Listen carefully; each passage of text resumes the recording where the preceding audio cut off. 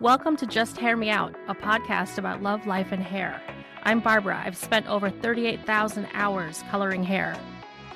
Hi, I'm Demetra, and I've spent over 1,000 weeks with scissors in my hands. With 50 clients a week in our chairs and 22 years on our feet, doing hair is not our hobby, it's our hustle. We've navigated salon politics and then opened salon suites of our own in 2020. We choose dogs over kids, skinny marks over beer, and we've only fired 3 clients each.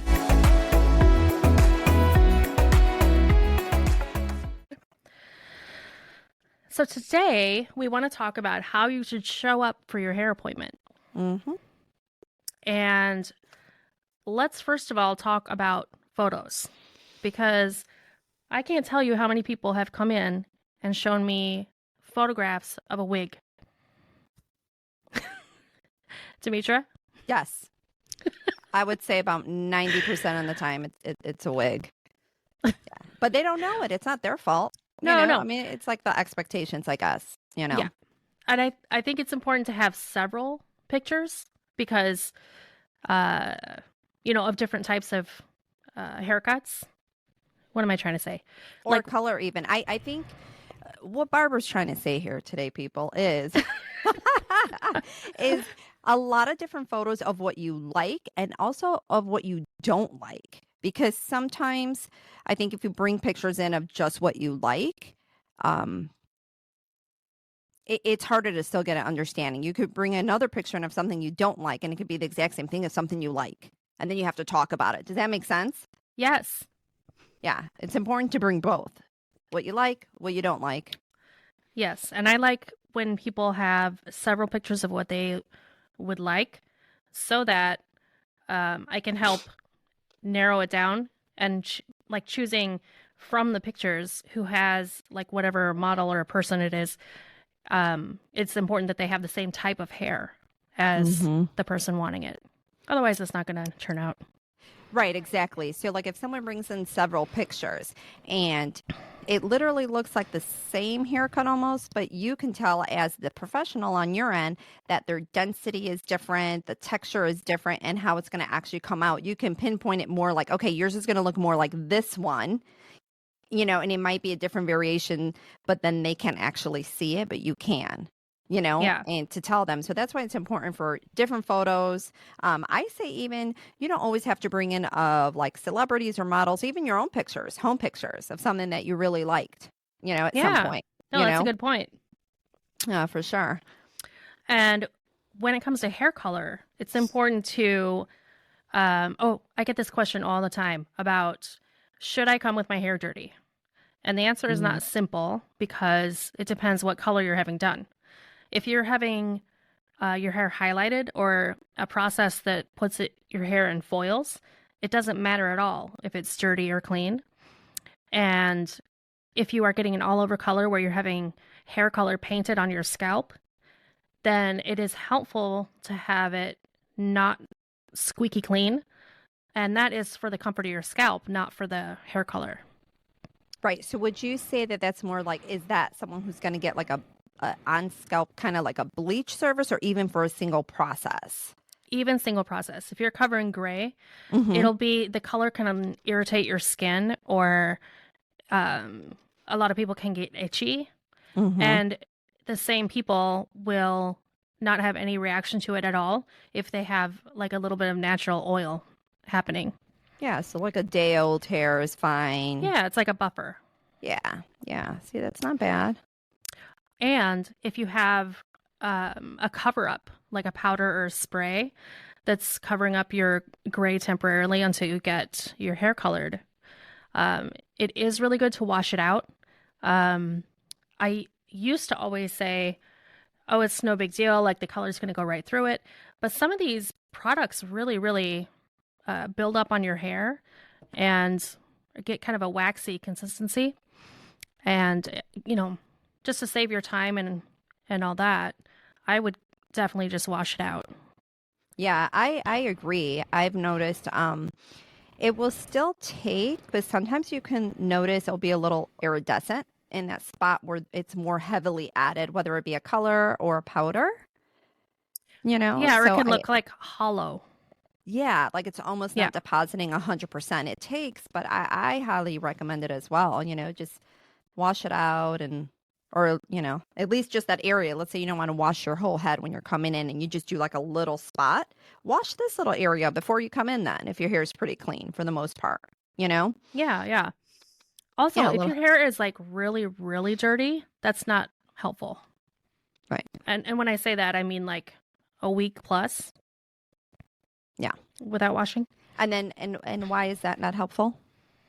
Besides the odor and stank? I'm just saying. Because the shit stank. And also, Let's be real, ladies. Okay. we're being real. Mhm. Also, because a lot of us schedule our appointments, pretty specifically, and we don't have time to wash your hair before we start. And, just like any hair product in your hair,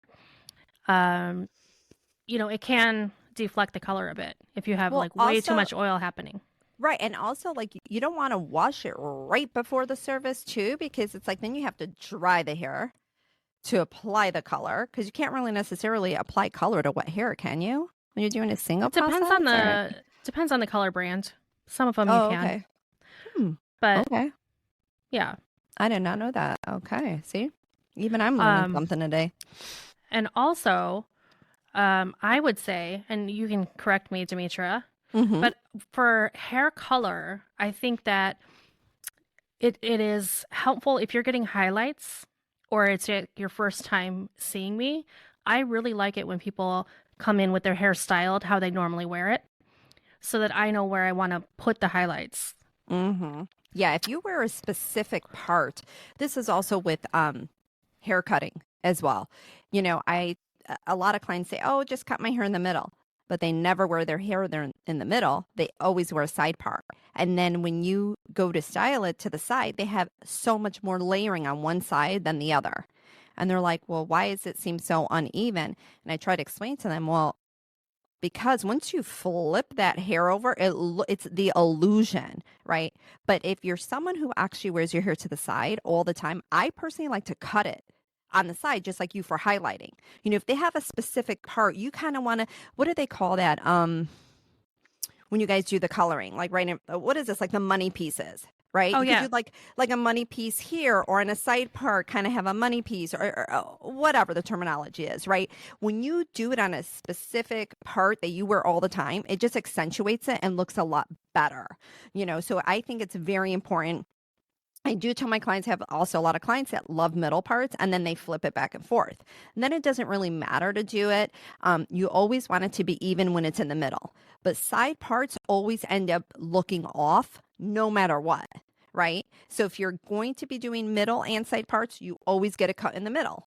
Always. But if you have a distinctive part, you always cut it on the distinctive part because it'll always look just a lot better. Yeah. Agreed. Mm-hmm. You heard it here first, people. Yep. We're telling you the juice. The tea and the juice is what they call it, right? The new words, tea. Yes. Yes. Or is that just on like gossip and dating and tea? I think it's gossip. Oh, okay. Well, we don't do that over here, right? I mean, Never. no, of course not. Also, one other thing to think about is the bottom line of this whole episode is trust your hairstylist because you're paying them for their expertise. And I want to talk about how people sometimes want bangs and they have curly hair, but they want straight bangs. And they get the bangs and then they don't want to blow out the bangs. Are you following me on this one? Yeah. So they want bangs. They want to wear them curly or they don't want to wear them curly. They don't want to wear them curly. Right. But they have curly hair, but they're only blowing out the bangs. So they want straight bangs and curly hair. Yeah. That's definitely a look. I know a few people that have done it and it works for them actually. It actually does work. It's not that it doesn't work. Well, what I was gonna say though is it's frustrating when someone wants a hairstyle that is like a lot of work, but they don't really want to put in the work. Put in the work. Right. That's the biggest thing, right? When someone comes in and it's like, again, it goes back to bringing in those photos, right? It's not only what you probably want your end result to look like, but the importance of what's going to come along with it, right? So let's say you're showing me a photo, but let's say your hair needs to grow into that style, right? You're obviously not going to get that hair style immediately. So this is something that we have to work towards. So you also have to talk about, okay, in order to get you, we have A, B, and C. To get you from A to C, we have to go through B first. And this is what we need to do. And sometimes that's going to require styling products, a different way of styling your hair. You're going to put in some work because it's not exactly where you want it to be per se, right? So you got to put some work in. And I think the other biggest thing is I was actually having a conversation with my client about this last week.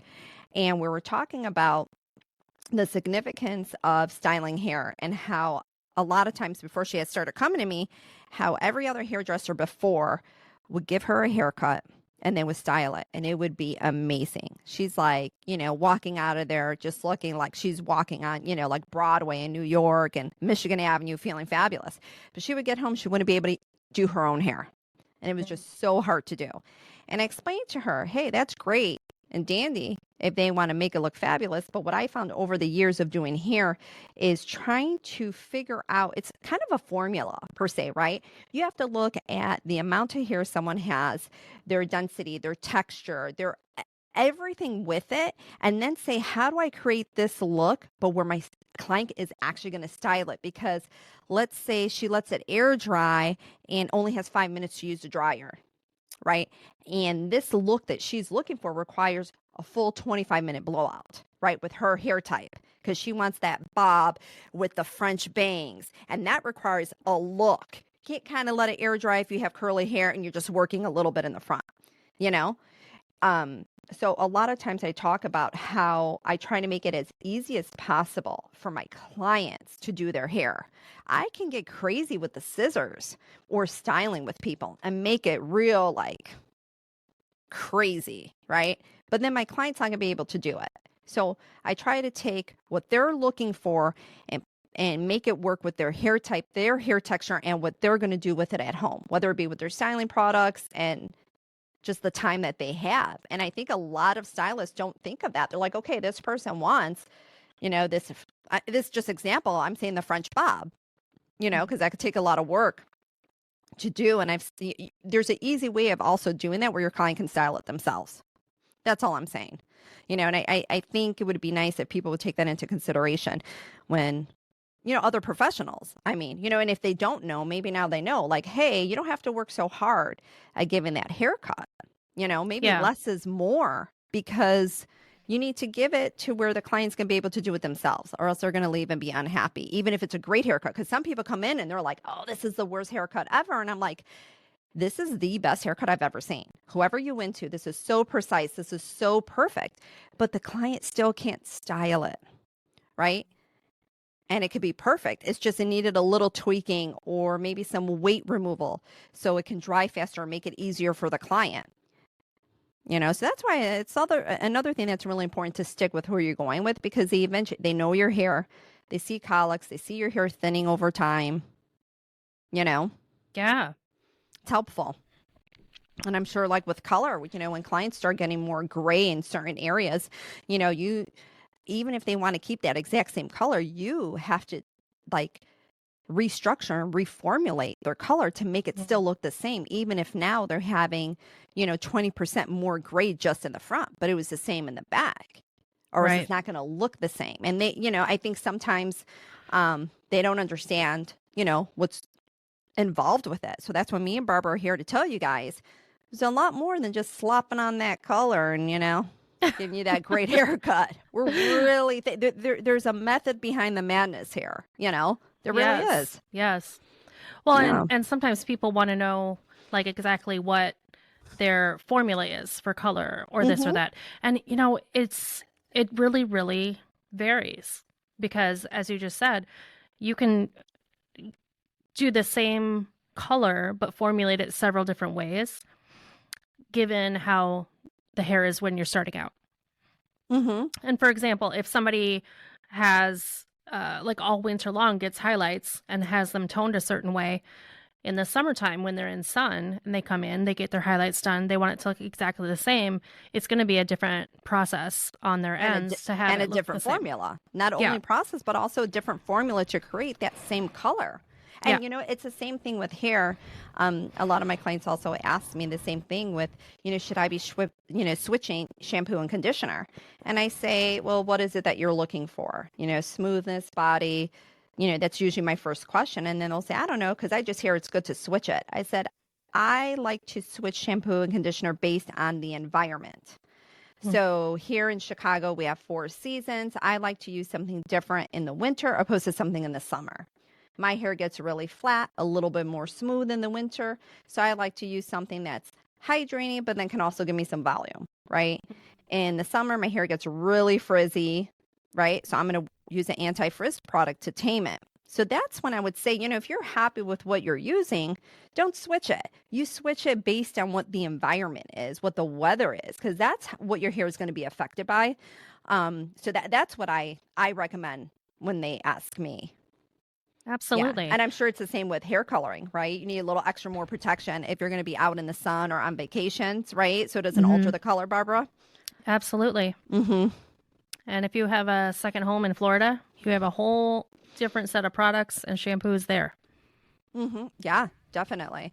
I mean, is there any specific brands that you like, or do we not want to go into that at the moment?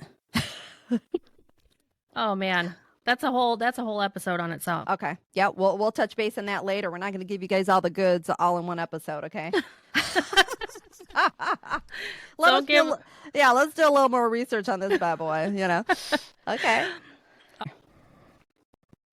So thanks so much for joining us today, and make sure you show up for your next hair appointment politely. Hey, and on time. That's always good, right? Ooh. Yeah, got to be on time. Yes. Keeps everyone happy. So yes, Barbara's right.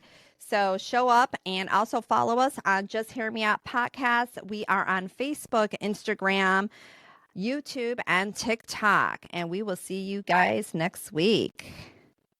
Thank you. Bye. Bye. If you enjoyed this episode and you'd like to help support the podcast, please subscribe or follow. And please leave a rating and review on Apple Podcasts or Spotify. Lastly, follow us on social media for clips of past and future episodes. All our accounts are listed in the show notes below. Thanks so much for listening.